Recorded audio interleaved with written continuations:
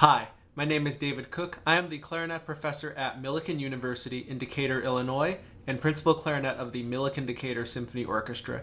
During the summers, I am a member of the clarinet faculty at Blue Lake Fine Arts Camp. When I'm teaching at Blue Lake in either technique classes or sectionals, I hear a lot of really great questions from campers about the clarinet, and I wanted to share some of the 5 most common questions I hear along with my answers with everyone watching today's video. Commonly asked question number 1.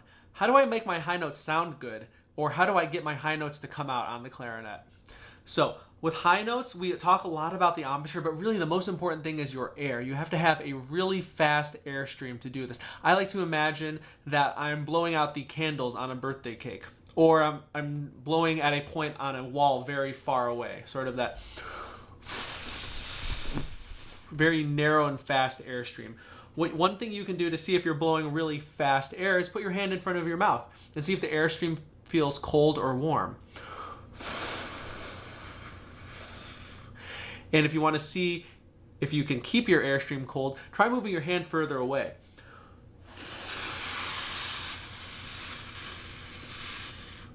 See if make sure you can still feel the air touching your hand.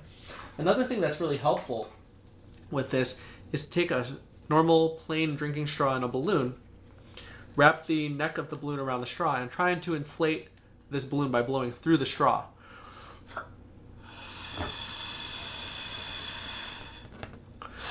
If you're blowing really fast air, you'll be able to inflate the balloon, but if you're blowing slow air, just kind of, the balloon will stop.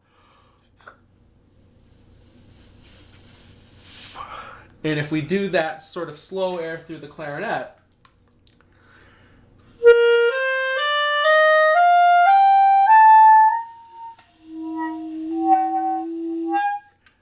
and those notes don't come out. But if we use fast air,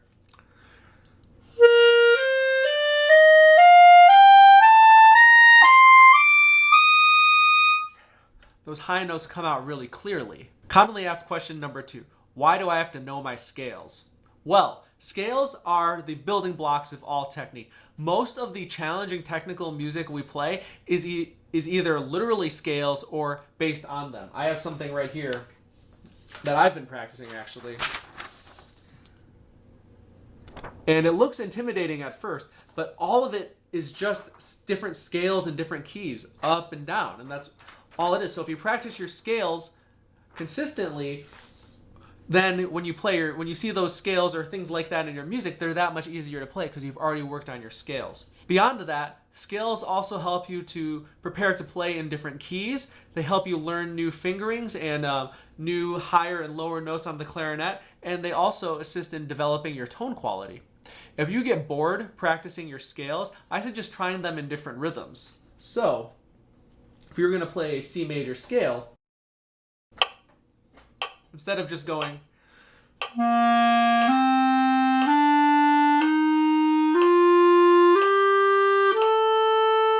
we could try,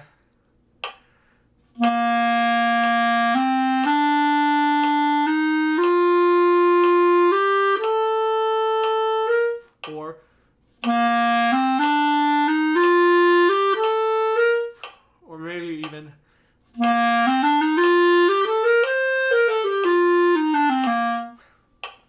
the possibilities are endless. So if you find yourself getting tired of playing scales, try using the different rhythms to practice them. Question number 3, when should I move up to a harder reed? This happens all the time, and the first thing I'll say is playing on a harder reed does not mean you are a better clarinetist, and there's not a predetermined point when you need to move up. It's not like, oh, I've been playing for 6 months, now I get to move up to a new reed. It's really dependent on your embouchure and how you use your air, and to a certain extent the mouthpiece and equipment you use. Point of reference, I've been playing the clarinet for over 20 years, and I play on a 3.5, and I started on a 2, so it's not like I kept going all the way up until 5. 3.5 is what feels comfortable for me and works really well and helps me get the sound I want on the clarinet. But there are some things you can listen to in your own playing to see if it seems like maybe it's time to move up. If your tone quality is really big, like you can get a loud sound on the instrument, but it sounds really spread, buzzy, weak,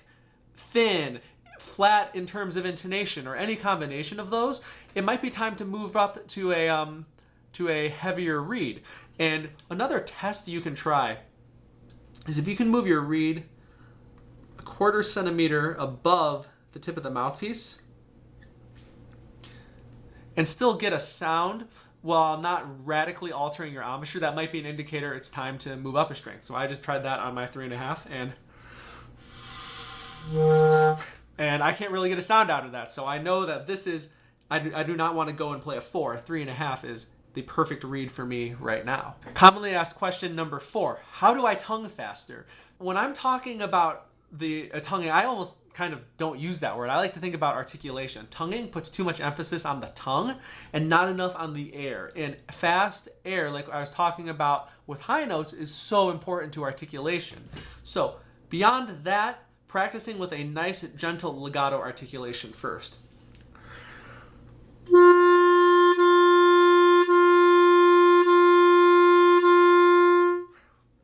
With constant air support and the tongue only contacting the reed as lightly as possible, that's exactly the same as articulating fast, just slower.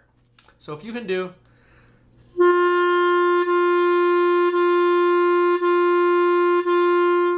you already have the exact air support and tongue to reed contact that you need to go.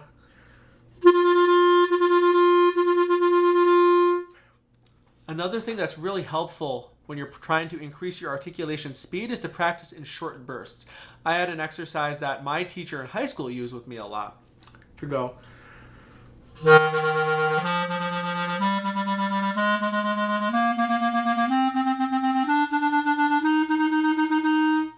And that 8th note is a chance for the tongue to rest before it does all the 16th notes.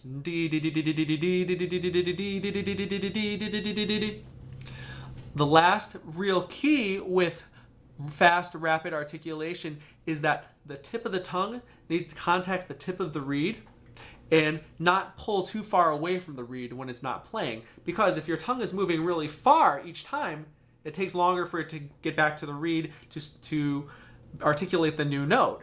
And that is just going to slow you down when you're trying to play really fast articulation. Question number 5. Why do my throat tones sound terrible? Well, the throat tones do not sound as lovely on the clarinet as other registers because they use very little of the overall instrument's length. So if I play a low G,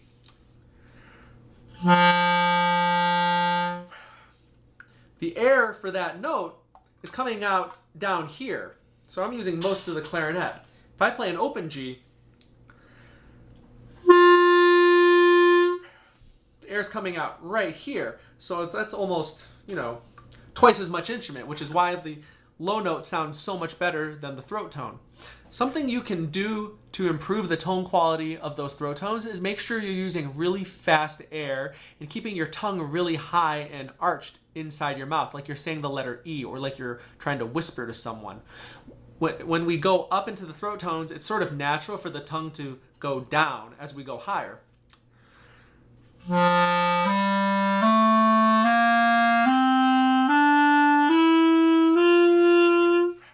And we sort of do that almost instinctively because the resistance of the instrument changes. But if we keep the tongue nice and high, it helps those throat tones sound more homogeneous like the rest of the instrument.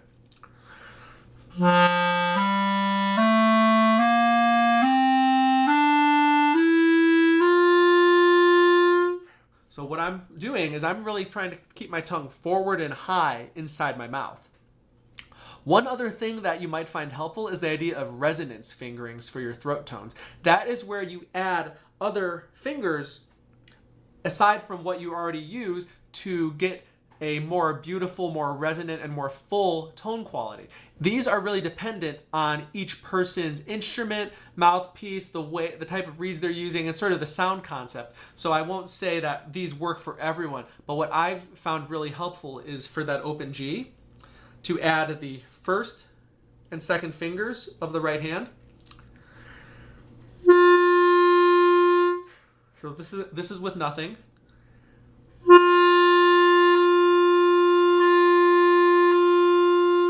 So that's a much nicer overall tone quality. For A flat, add the third finger of each hand.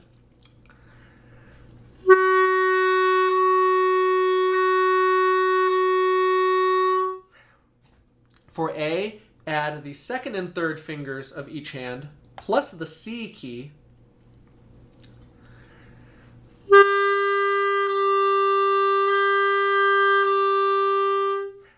And for B flat, add the second and third fingers of each hand.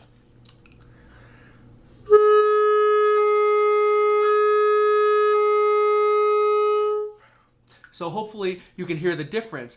When you add these fingers, the intonation and the tone quality becomes much better. I hope you found these 5 frequently asked questions and answers about the clarinet helpful. Thank you for watching this virtual arts video brought to you by Blue Lake Fine Arts Camp.